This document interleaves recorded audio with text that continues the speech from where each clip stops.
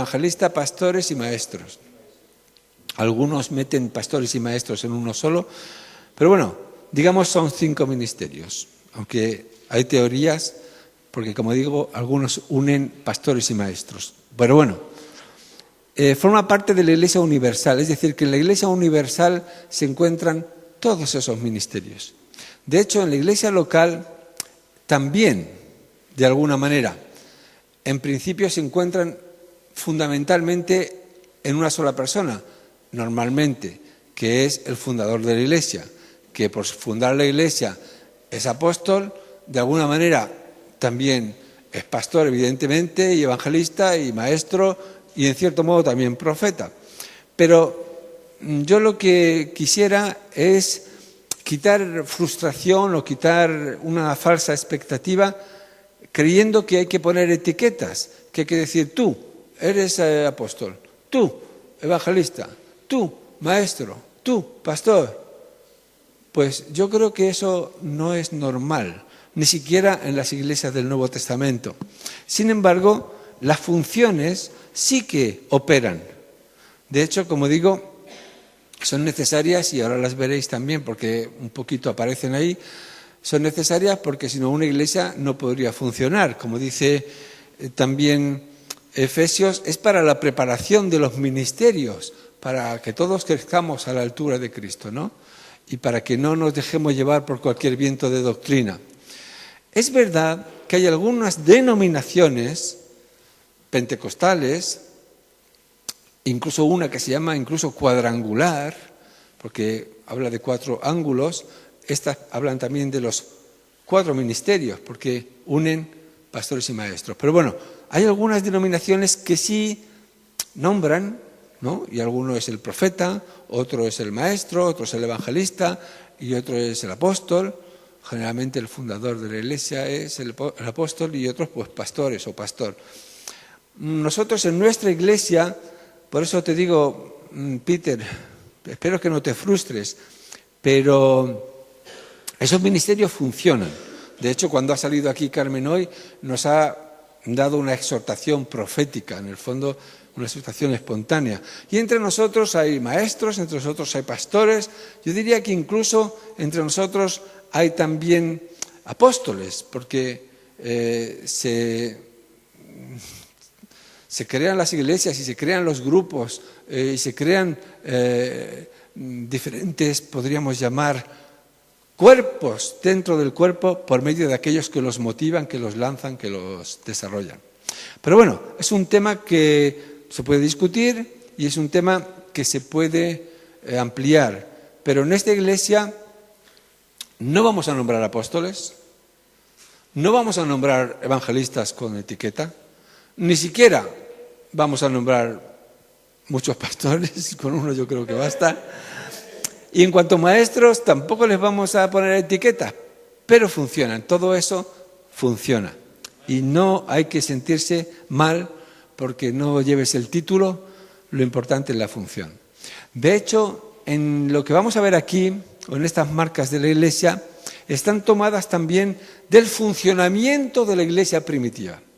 Entonces, bueno, como es un PowerPoint, yo voy a hacer señales con la mano porque vamos a ir pasando las diapositivas. Entonces, como dice aquí, son 6 marcas y vamos a daros esas marcas que de alguna manera, como digo, definen la naturaleza del ministerio y las funciones de la iglesia. Hay 3 marcas o 3 señales que tienen que ver con la palabra, el ejercicio de la palabra. Luego al final haré un pequeño examen, a ver si lo aprobáis. Tomamos las palabras, los términos griegos, porque esos términos son los que aparecen en el Nuevo Testamento, que está escrito en griego. Y lo veremos en los textos que aparecen. El texto o la palabra está en griego y ahora después lo explicaremos. Hay 3 señales que tienen que ver con el ejercicio de la palabra, que tienen que ver con la voz, por así decir, ¿no? Es querigma, didaché y paraclesis.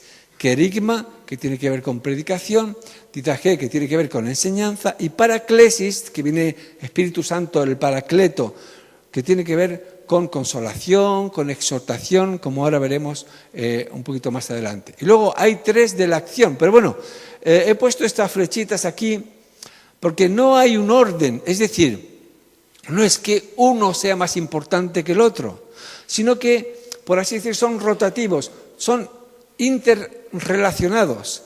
El querigma te puede llevar a la didaje, es decir, la predicación te puede llevar a la enseñanza, o te puede llevar también a la exhortación. Y en el sentido del círculo, pues al revés también. Una exhortación te puede llevar a enseñar y te puede llevar a predicar. Pero bueno, es para deciros que no hay aquí un orden de prioridades, todos son importantes. Pasamos a los 3 de la acción. Estos de la acción, yo no sé por qué los jóvenes están con la cabeza para abajo, no sé si están mirando sus teléfonos, si están copiando o si están pendientes de lo que estoy diciendo, porque especialmente el examen lo voy a hacer con los jóvenes. ¿Estáis pendientes? ¿Tú también, Juan? ¿El teléfono lo metes en el bolsillo? Mete el teléfono en el bolsillo, por favor. Tú también, por favor. No hagas fotos, yo te paso el PowerPoint. Pero me parece una falta de respeto y una ofensa a Dios, en primer lugar, que estéis con los teléfonos mirando otra cosa, ya sea Facebook, ya sea mandando WhatsApp. De verdad que creo que yo me siento ofendido y creo que Dios se siente más ofendido todavía. Y de hecho, en las exigencias que debemos tener con un grupo de alabanza, por ejemplo, y un grupo de ministerios en la Iglesia, si no se atiende a la predicación o a la enseñanza que se da aquí en la Iglesia, pues ¿para qué estamos aquí, no? ¿Para qué asistimos aquí y para qué tenemos ministerios en la Iglesia? Bueno, pasamos a estos 3 de acción: coinonía, diaconía y martiría. Coinonía es comunión, diaconía servicio, martiría testimonio. Digo de acción, aunque todo esto también evidentemente se enseña y todo esto también de alguna manera se predica o se exhorta. Quiero decir, ¿pasa a la siguiente, Sonia? Que estos 3, pues junto con los otros, tienen relación y son de alguna manera interconectados. Pero pasamos un poco más adelante ya de manera más específica al querigma. El querigma o la predicación es ese anuncio de la palabra. Por ejemplo, en ese texto iban por todas partes anunciando el Evangelio. El querigma tiene ese carácter espontáneo, tiene ese carácter a veces improvisado, no necesariamente preparado como es la enseñanza. El querigma tiene varias partes, vamos a ir pasando. He puesto unas fotos de ilustración. El querigma, por ejemplo, es la proclamación de la palabra. Es cuando se toma el Evangelio o se toma la Biblia y se proclama de manera, podríamos llamar, profética o de exhortación, porque se hace un llamado. Siempre el querigma invita a una respuesta, en cierto modo dramática, porque el querigma intenta buscando la conversión, intenta buscando el arrepentimiento. ¿Pasa un poco más? Es esa manera de propagar la enseñanza de Jesucristo a nuevos convertidos, y entonces siempre hay un llamado. ¿Por qué? Porque se busca una adhesión, se busca una conformidad con lo que se está diciendo o un rechazo. Es anuncio profético también porque de alguna manera es una palabra que viene de Dios. Es una palabra que, aunque ha sido revelada en la Escritura, se dice en nombre de Dios. Una enseñanza es una transmisión de conocimientos, pero un querigma o una predicación es más bien algo que ha sido revelado, que ha sido una sorpresa. Decía Pablo que para los judíos pues era una piedra de tropiezo, para los griegos un escándalo, porque no entendían los griegos ni los judíos la predicación del Evangelio, la predicación de la cruz. Por eso muchos se sorprendían. Pasamos a la enseñanza. Y todos estos aspectos son muy importantes para la Iglesia y deben funcionar, deben estar ahí. De hecho, no podemos privarnos de ellos. Dice que perseveraban en la doctrina de los apóstoles. Hay un texto en 2:42 que incluye varios de estos puntos, pero era parte del funcionamiento de la Iglesia. Los apóstoles tenían algo que transmitir. Los apóstoles eran los que habían visto a Jesús, los que habían vivido con Él, los que de alguna manera eran testigos de lo que Jesús enseñó y también obró e hizo. Entonces ellos eran fundamentales.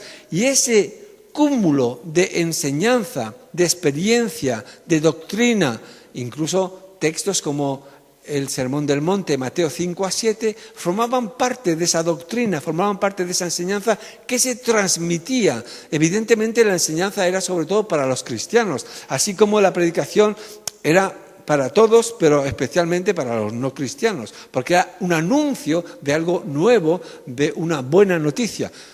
¿Pasamos? Entonces, la enseñanza tiene que ver con ayudar a madurar, enseñar los principios cristianos, tiene que ver aprender a vivir. Por ejemplo, hay quienes están poniendo en cuestión que hay que venir a la iglesia los domingos. Hay cristianos que dicen, no, yo soy cristiano, yo me arreglo con Dios, entre Dios y yo. Pues eso es una falsa enseñanza, es una mala enseñanza.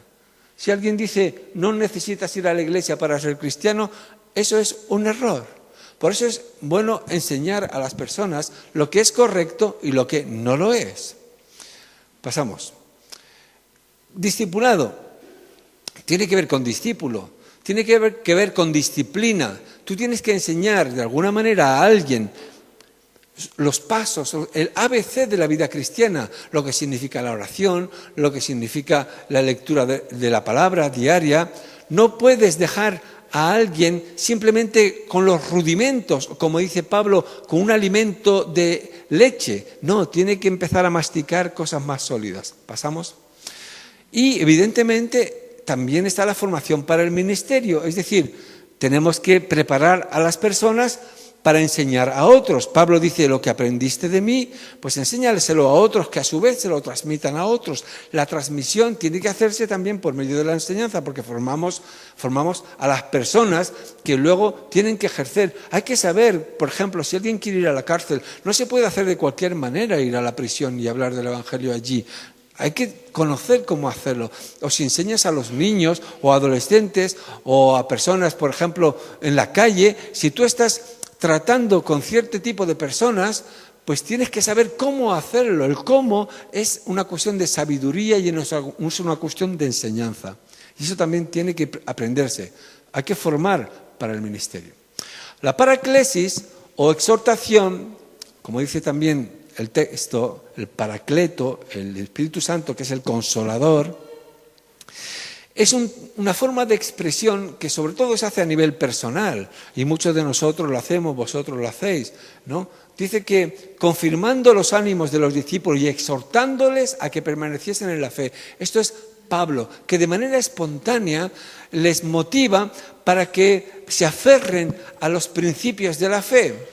Les motiva para que sean fieles en medio de las dificultades del mundo que tenemos, que nos ataca y nos mina nuestra fe. La exhortación es cuando tú pues le animas a alguien que está desanimado, le levantas, le corriges o de alguna manera también le confirmas, porque le dices, mira, no, estás equivocado, tienes que ser más optimista, porque la fe en tu Creador te lleva a confiar en que Dios tiene poder para solucionar tu problema.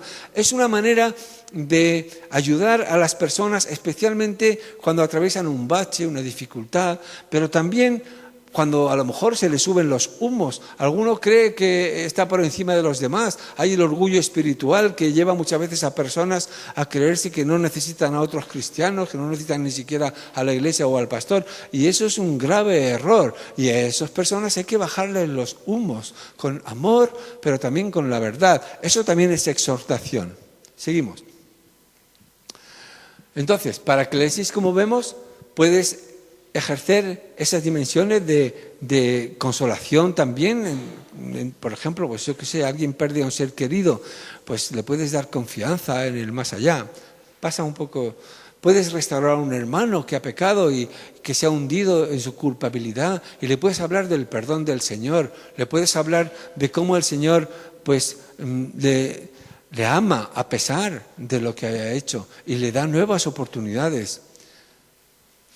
Puedes también en un momento dado ejercer una disciplina, ya sea llamando la atención a una persona que está haciendo las cosas mal, o incluso si dos personas se llevan mal entre ellos, puedes hacer mediación, puedes intentar que se reconcilien. Y eso también es paraclesis, también es exhortación. Seguimos. Ahora pasamos a la parte más práctica o de acción. Entonces tenemos otros 3 señales o características de la Iglesia. Koinonía. Es una palabra conocida, comunión. Dice que perseveraban en la comunión unos con otros. Eso era fundamental. Pienso que algunas iglesias son más fuertes en un área que en otra. Nosotros yo creo que somos muy fuertes en este de la koinonía, en este de la comunión. De hecho, la comunidad es una parte casi de nuestra genética, de nuestra naturaleza de ser. Antes de ser iglesia, nosotros éramos comunidades de vida, vivíamos en comunidad. Empezó así aquí en Quintana Dueñas, en la casa que es ahora de las chicas, pero antes en alguna otra, también en el pueblo.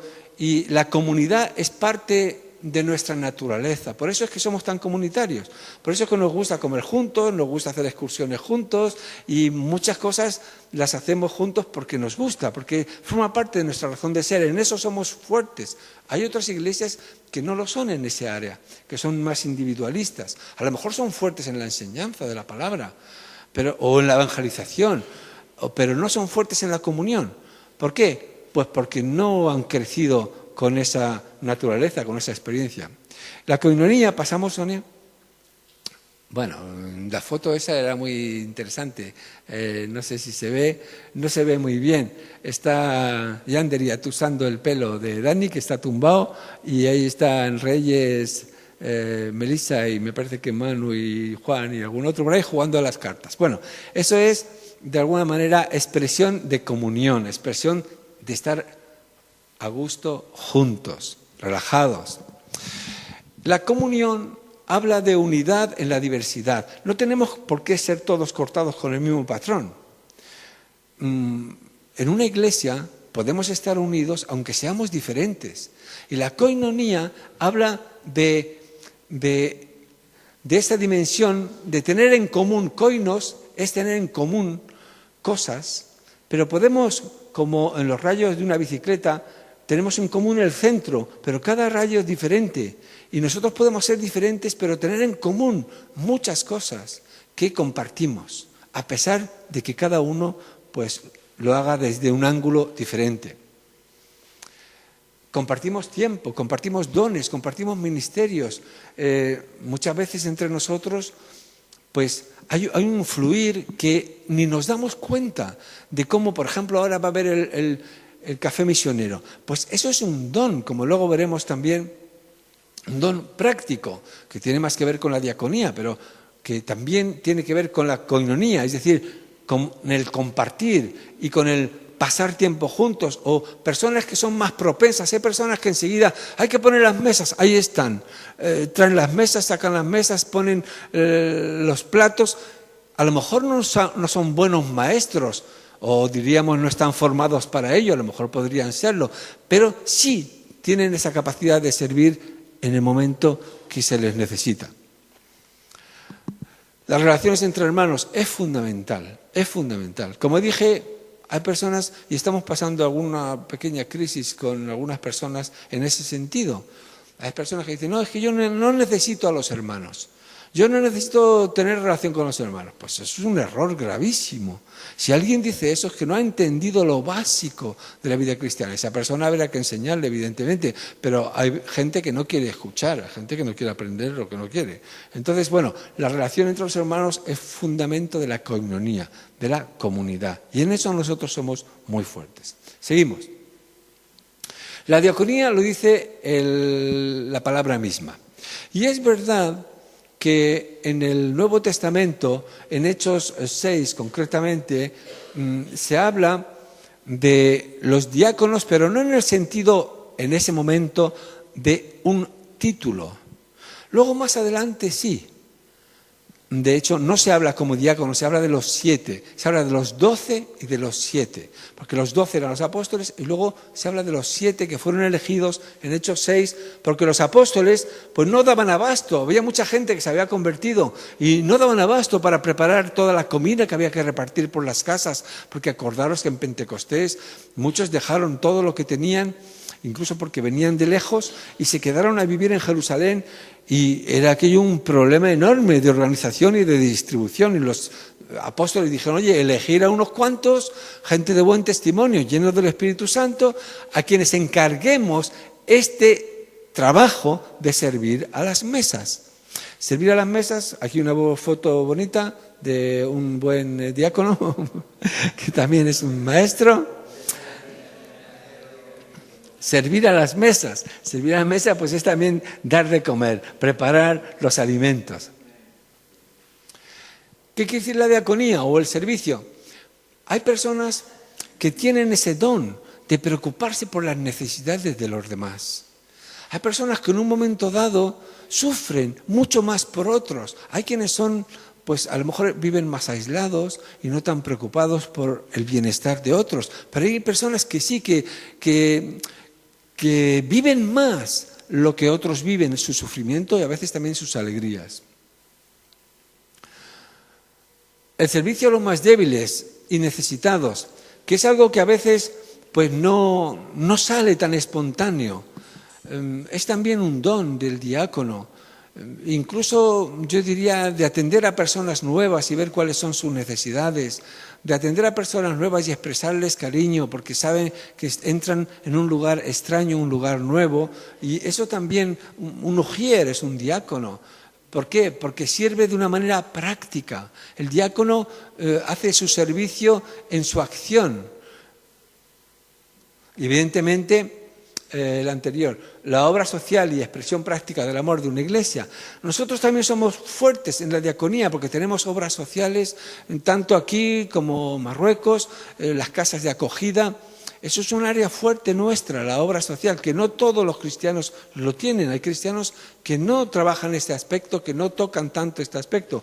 Pero la obra social de la iglesia, esa expresión práctica del amor, de una manera organizada, porque no es cualquier cosa. Hay muchas iglesias preguntan, ¿y cómo hacemos?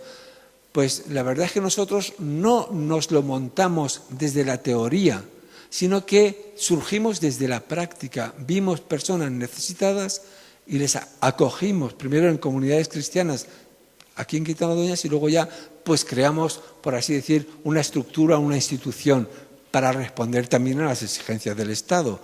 Y pusimos el nombre de Acorema porque de alguna manera había que poner un nombre, porque eso te da también una identidad. Martiría. Con esto ya terminamos el aspecto, podríamos llamar, práctico. Y martiría habla de testimonio. Me seréis testigos hasta lo último de la tierra. Esa palabra testigo dice mártires. De ahí se tomó la palabra mártires. La foto que he puesto es un poco fuerte porque es el extremo, ¿verdad?, de la martiría, del testimonio. Estos cristianos de Egipto fueron tomados presos por estos del Islam, del Estado Islámico y les cortaron las cabezas, como se sabe. Pero esa fue una expresión extrema del testimonio que te lleva al martirio en este caso. Pasamos. Entonces, martiría es compartir nuestra fe con los no creyentes. Martiría tiene también ese aspecto personal, sobre todo, aunque todo se puede hacer también de manera, podríamos decir, comunitaria o grupal, ¿no? Cuando vas a la cárcel y cantamos como coro, como lo hicimos con el coro, y otras actividades que tú puedes en un momento dado salir a la calle, evangelizar y das testimonio de tu fe de forma como grupo, ¿no? Compartir nuestra fe con los no creyentes. Dar testimonio de nuestra salvación. En ese sentido, cada uno de nosotros, como ha experimentado la salvación, tiene, lo quiera o no, Pablo dice, somos cartas abiertas, somos cartas, tu vida la leen los demás, somos testimonio, es decir, tú de alguna manera has salido de las tinieblas, has entrado en la luz y de alguna manera eres luz en medio de las tinieblas, lo quieras o no lo quieras. Y lo que haces y tu forma de ser y solucionar los problemas es visto por los demás. De manera que tú, aunque no hables, das testimonio, pero a veces también se puede dar de palabra, explicando, como dijo el ciego, yo antes era ciego y ahora veo. Yo antes pues tenía esta vida y ahora pues Dios me ha cambiado. Bien, también este elemento que hemos tratado antes de disposición a sufrir por causa de Cristo, porque el testimonio te lleva a veces a ser rechazado. Un testimonio de un estudiante, de un cristiano en la universidad, donde generalmente todo está muy politizado y donde generalmente pues también los profesores en general, no siempre, son ateos o son agnósticos o ponen mucha pega al creyente, un creyente lo pasa mal. Un creyente tiene que sufrir a veces humillación y rechazo. Y quien dice eso lo dice entre obreros, en una fábrica, con todos los tacos que sueltan, o simplemente pues en la calle, ¿no? Yo, cuando tuve que hacer el pregón del pueblo, pues tuve que cuidarme mucho por no decir nada ofensivo, porque yo no estaba ahí con el propósito de ofender a nadie, ¿no? Entonces tienes que cuidar las palabras. Ahora, hay momentos en los que necesariamente se produce una confrontación. Necesariamente ese testimonio es como un juicio.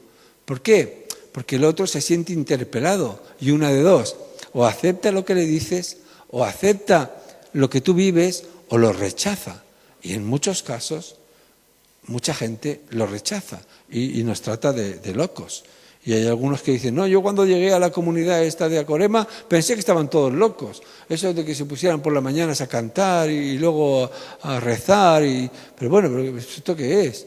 Y evidentemente hay instintivamente, porque el diablo es muy astuto, hay un rechazo. Muy bien, termino con algunas observaciones. Con estas bases, una iglesia pues permanece sana. Evidentemente, todos estos elementos que hemos citado, todas estas marcas que hacen que una iglesia sea iglesia y que está tomado del Nuevo Testamento, son bases sólidas que hace que una iglesia pueda crecer sanamente. Y yo, en este inicio del año escolar, quería dar esta enseñanza porque considero que necesitamos afirmarnos y afincarnos en cosas concretas para saber quiénes somos, lo que tenemos que hacer y cuáles son nuestras obligaciones. Si alguien dice, yo no necesito enseñanza, mentira, estás equivocado. Yo no necesito venir a la iglesia y tener comunión con los hermanos, mentira, estás equivocado, es erróneo. Mira el Nuevo Testamento, lo que enseña. Entonces, con estas bases una iglesia permanece sana y evidentemente se pueden enfrentar ataques, digo internos y externos. Digo internos porque a veces hay hermanos que se erigen en proclamadores de una verdad que no es una verdad sana, que no es una verdad equilibrada, que no es una verdad que hay que seguir, aunque sean hermanos. Y hay hermanos, pues a lo mejor que hay que corregirles o por lo menos decirle, oye, tranquilo, tranquilo. Yo, por ejemplo, pues no creo en esa frustración que a lo mejor algunos, Peter en especial, lo dice mucho, de que todo el mundo tiene que levantar las manos, todo el mundo tiene que orar en voz alta, aquí tenemos que ver milagros todos los días. Yo no creo que esta iglesia tenga esa naturaleza y tiene que sentirse frustrada porque no haya todas esas manifestaciones. No lo creo. Puede haberlas o no puede haberlas. Y de hecho las hay, aunque no de la misma manera que algunos esperan. Entonces hay que tener mucho cuidado con los desequilibrios. Y a mí esta iglesia no me gustaría que fuera una iglesia extremista ni desequilibrada en ningún sentido. Sí creo en el avivamiento, creo en la vida de los cristianos, en que están dispuestos a vivir por su fe, pero no creo en que tenemos que exagerar una verdad cuando se exagera se convierte en una secta. Es decir, si tú sacas un texto de su contexto, dicen es un pretexto. Entonces, no se puede tomar una verdad y exagerarla o enfatizarla en detrimento de las otras, en oposición a otras, porque entonces es como si te haces un monstruo, una cabeza muy gorda y los brazos muy pequeños, o al revés. Seguimos un poco más. La segunda conclusión es que una iglesia con estas bases mantendrá su testimonio en medio de un mundo hostil, un mundo que va en el sentido contrario. Una iglesia que tiene estas bases resiste los ataques del enemigo y también transmite su fe a otras generaciones. Es capaz de, a través de los niños, a través de los jóvenes, empezar ya a pasar la antorcha de la fe, dándoles testimonio. Un padre tiene que dar testimonio a sus hijos. Y evidentemente ahí hace posible que el hijo, por así decir, siga el camino, siga ese camino. Seguimos con la conclusión número 3, que es la última. Pues eso, crecer con fundamentos sólidos. Nos llamamos piedras vivas, somos un edificio y ese edificio tiene que crecer con fundamentos sólidos. Todo edificio, cuanto más alto, más grande tiene que ser los cimientos. No vemos aquí los cimientos, pero aquí han invertido muchísimo en cimientos, en hierro, y eso que aquí debajo pues hay roca, ¿no? Los sondeos que se hicieron hay roca firme, por eso es que después de aquí hay un desnivel, porque esto es como un monte de roca. Quiero decir que los cimientos que se hicieron aquí era para edificar encima esas columnas de hierro que no se ven aquí también, que están sobre los cimientos, y que toda la estructura invisible de un edificio es muy importante para lo que se construye encima. Y la foto final de nuestro grupito en una de esas excursiones bonitas que hicimos. Y bueno, ahora paso al examen. Puedes terminar, Sonia. ¿Fin? Se acabó. Vamos a ver esos jóvenes listos telefónicos.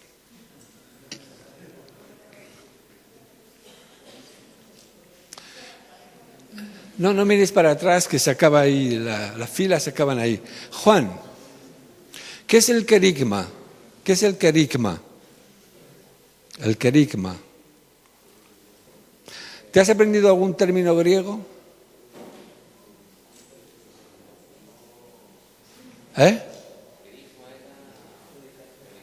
Predicación. Querigma era la predicación. Muy bien.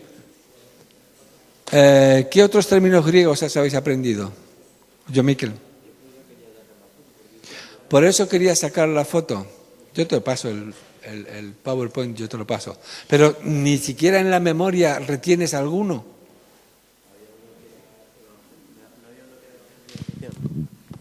El término griego. El término no.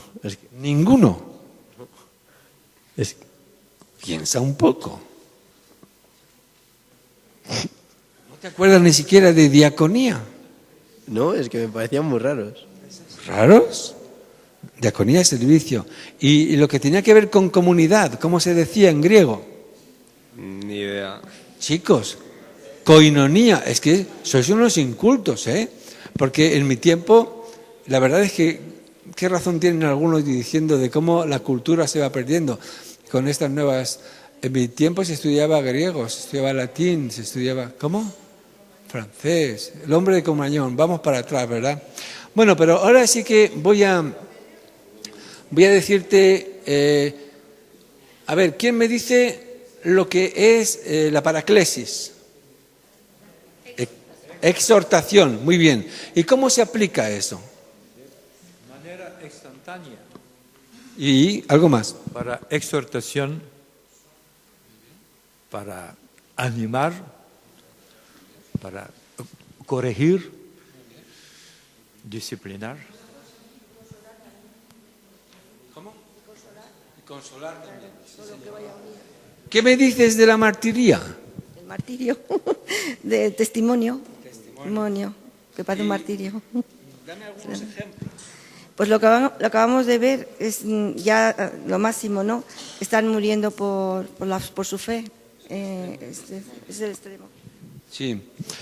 Y, a ver, te voy a hacer una pregunta a ti. Didaqué, una pregunta un poco difícil. ¿Qué? Ah, mírales ahora los listillos. Cuando estás con ellos no dicen nada. Y ahora después, cuando vienes aquí, didaqué. Claro, didáctico. La palabra, todas estas palabras tienen una influencia en nuestro vocabulario. Didáctico, ¿no? Pues viene de didaqué, de enseñanza. ¿Qué diferencia hay? A ver, los listos aquí. Entre querigma y didaqué. Las dos son de la palabra, pero la querigma o predicación y la didaqué o enseñanza. ¿Cuál es la diferencia entre la predicación y la enseñanza? Hablemos ya en cristiano. Charo lo sabe.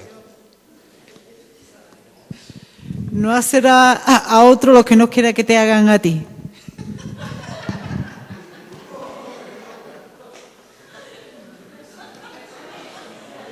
Que me mareo. ¿Esa ha sido una exhortación o ha sido una enseñanza? Bueno, ¿me lo está diciendo a mí? Para todo. ¿Cuál es la diferencia entre la predicación y la enseñanza? Enseñar lo que hay en la palabra. Ya está, sé yo.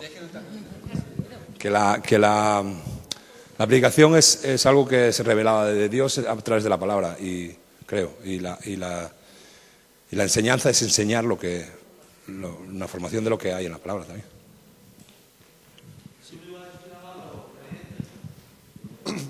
La enseñanza generalmente es a los creyentes y la predicación a los no creyentes en general. Pero también es el estilo. La enseñanza es un estilo sistemático, es una pedagogía, ¿no? Los pedagogos enseñan, tienen un sistema, ¿no? Normalmente en toda enseñanza pues tiene que haber una parte importante que es explicativa, ¿no? Mientras que la predicación sacude. La predicación a veces no, por así decir, no explica nada. La predicación es una sacudida del corazón, mientras que la enseñanza toca más la inteligencia, toca más, podríamos llamar, esa capacidad cognitiva que tenemos los seres humanos, mientras que la predicación es llamar al arrepentimiento, es sacudir. Por eso hay evangelistas que tocan el corazón y llaman al arrepentimiento. Exacto. Hay maestros que llaman al mente. Sí. Generalmente el evangelista, pero no únicamente. Yo voy a decir algo que a lo mejor te sorprende. No sé si te sorprende. ¿Tú crees que yo tengo los 5 ministerios? No. A ver, por ejemplo, explícate. Apóstoles son señalados con prodigios, milagros, sanidades. De vez en cuando puede, pero... ¿Tú crees que yo tengo los 5 ministerios? No, yo no creo. La práctica muestra que no. Mira, Tú eres pastor y maestro y director.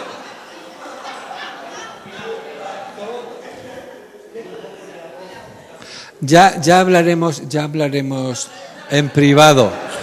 Ya hablaremos en privado. Ya te visitaré a tu casa.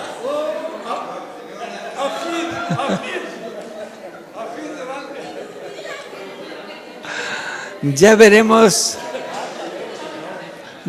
qué disciplina te ponemos.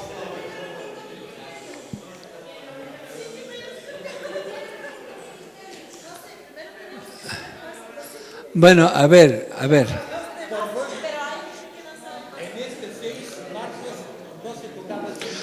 Normalmente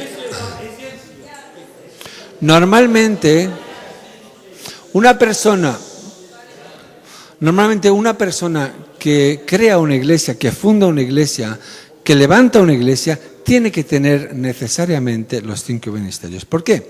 Porque apóstol, la palabra es enviado para, es un misionero, para crear una iglesia. Las señales seguirán, pero las señales de milagros siguen a cualquier discípulo. Pueden seguir al evangelista, pueden seguir incluso al maestro, que puede enseñar sobre sanidad. Entonces, no te tienes que cerrar en una visión, una estrecha. Yo te digo que yo creo, y además confirmado por otras personas, que yo tengo los 5 ministerios. Y te digo por qué. Te digo por qué. Ahora, lo que pasa es que el énfasis es diferente. ¿Por qué? Porque he contribuido a crear iglesias, eso es apóstol. Porque he predicado el evangelio a no creyentes, ese es el evangelista. Porque he desafiado por medio de profecías y exhortación al pueblo de Dios, eso es el profeta. Pastor ya lo ha reconocido y maestro también. Pero los otros ministerios también. Y aquí, hay apóstoles, hay evangelistas, hay profetas, hay pastores y maestros. Y yo te lo puedo demostrar, porque creo que tu visión es un poquito limitada. No, es que él lo está enseñando en público. Y yo creo que es bueno corregir en público lo que podría ser una enseñanza desequilibrada, una enseñanza extremista. Entonces, no podemos decir... déjame que te haga otra pregunta. ¿Tú crees que Miguel Díez tiene todos los ministerios? Miguel Díez. Yo no lo conozco personalmente. Bueno, vamos a ver. Alguien que tú conoces. Daniel del Vecchio. ¿Tiene todos los ministerios? ¿Los 5 ministerios? Él es apóstol. ¿Qué más? Maestro, pastor, fundador de la obra social. Y evangelista. Y evangelista también. Tiene todos los ministerios. ¿Perdona? Sí, profesor también. Maestro. Él tiene todo. Es verdad. Pero no se puede limitar solamente a estas personas importantes, a estos personajes del cuerpo de Cristo que verdaderamente tienen todos los ministerios, yo lo reconozco. No se puede solo limitar a ellos, ¿sabes? Porque eso también es hacer acepción de personas. Aunque uno no sea tan famoso, puede tener los ministerios. Y yo veo aquí muchos ministerios de esos. Hay gente que tiene el don de evangelista. Liliana, por ejemplo, es una evangelista nata. Liliana no se avergüenza del evangelio y habla con mucha gente. Y yo sé que ella es una evangelista, lo he comprobado.